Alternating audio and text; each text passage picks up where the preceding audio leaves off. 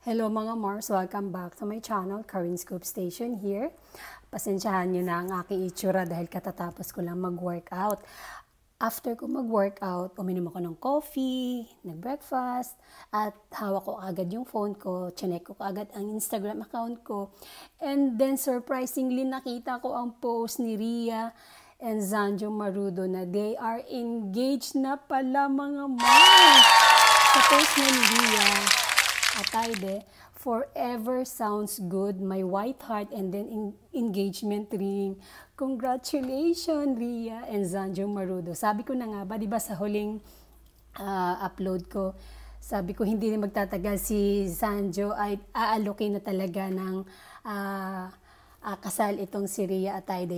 Nagkakatotoo nga. Pero mga Mars, sa picture kasi na pinost ni Ria, parang nasa ano sila, nasa vacation. Parang ano ba yun? Europe ba yun, mga Mars? Another magandang blessing para sa mga Atayde. Sabi ko na nga, nakikita na talaga ni Zanjo Marudo ang future niya kay Ria Atayde. Kaya naman talagang mahal-mahal. Kahit saan, di ba, nakikita natin si Zanjo Marudo sa mga gatherings ng mga Atayde. Yun na pala yun. Engaged na pala sila mga Mars.